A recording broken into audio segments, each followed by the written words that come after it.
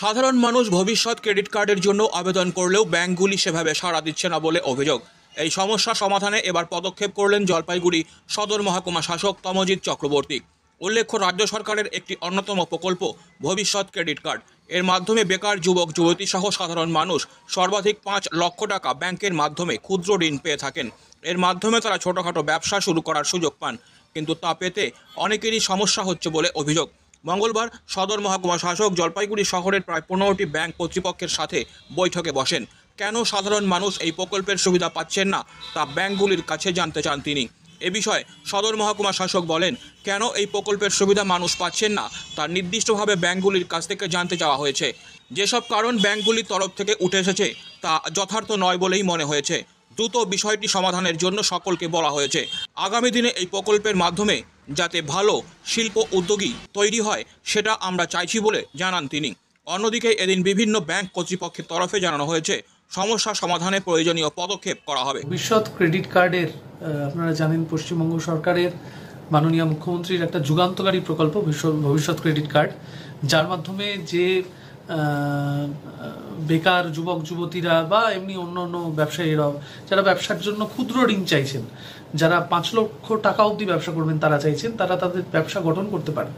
সেটা নিয়ে ব্যাংকগুলোকে ডেকেছিলাম, কারণ অনেক ক্ষেত্রে আমাদের কাছে অভিযোগ আসে যে ভবিষ্যৎ ক্রেডিট কার্ডের জন্য তারা আবেদন করেছে কিন্তু ব্যাংক তাতে সাড়া দিচ্ছে না। তার জন্য আমরা পুরো কেস ধরে ধরে ব্যাংকে জিজ্ঞাসা করেছি যে আপনারা কেন একে লোন দিলেন না।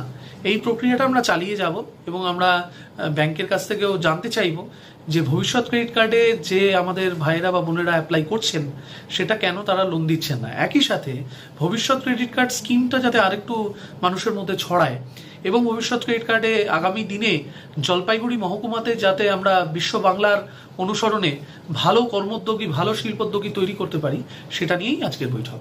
সমস্যাগুলো কোথা থেকে আসছে, ব্যাংকের থেকে কি পাওয়া যাচ্ছে? মূলত ব্যাংক যেটা বলছেন যে এটা ব্যাংকের বক্তব্য যে কোথাও কোথাও সিভিল স্কোর লো আছে, এরকমটা ওনারা বলছেন।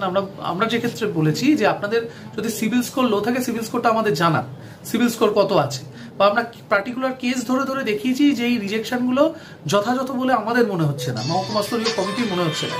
সেইটা আমরা জানিয়ে ওনাদেরকে বলেছি এই রিজেকশন আমরা মানছি না, আপনারা এটাকে পুনর্মূল্যায়ন করুন এবং চেষ্টা করুন যাতে ভবিষ্যৎ ক্রেডিট কার্ডের লোনটা আপনার ব্যাংক থেকে পেতে পারে। মূলত কটা ব্যাংক ছিল আজকে? 15টা ব্যাংক ছিল, মনে হয় 14-15টা ব্যাংক ছিল। এগুলো ভবিষ্যৎ ক্রেডিট কার্ড ব্যাংকের স্পন্সর কেসেসগুলো আছে আর সেগুলো স্ট্যাটাস মানে সেগুলো কেন পেন্ডিং আছে বা কিভাবে ওটাকে আমরা করতে পারি, ডিসপোজ অফ করতে পারি এবং কী কী দিকগুলো ব্যাংকাররা দেখছেন আর কি, for assessment part and all, সেগুলো নিয়ে ডিসকাশন হলো এবং যাতে পেন্ডেন্সিটাকে কমানো যায়, আরও যাতে বেনিফিশিয়ারিজ অ্যাপ্লাই করতে পারে সেই বিষয়ে। সাধারণ মানুষের জন্য কি সুবিধা হবে বা এরকম কিছু হবে না? সাধারণ শ্রেণীর যারা রয়েছে, সাধারণ শ্রেণীর মানে মূলত ধরুন যারা নতুন ব্যবসা করবে বা যারা নতুন এন্টারপ্রিনিয়ার, যারা নতুন গ্রোয়িং এন্টারপ্রিনিয়ার, তাদের অবশ্যই হেল্প হবে এই স্কিমের মাধ্যমে। তো সেটার ব্যাংকের ওপিনিয়নটা উনি চাইলেন যে কোন ক্ষেত্রে আমরা কি স্ক্রিনিং আমরা করি আর যেরকম ধরুন সিভিল স্কোর বলুন, এগুলো প্রিলিমিনারি স্ক্রিনিং আছে, সেগুলো যদি ঠিক থাকে এবং সে যদি তার যদি কিছু করার ইচ্ছা থাকে তাহলে সেটাকে অবশ্যই আমরা করব। মানে আর পেন্ডিং যেগুলো পড়ে আছে অ্যাপ্লিকেশন স্পন্সর, সেগুলোকে কীভাবে ডিসপোজ করা যায় সেটা নিয়েই একটা আলোচনা করছি। মূলত কতগুলো ব্যাংক আনুমানিক আজকে এসেছিল? আজকে আমাদের 6টা ব্যাংক এসেছে।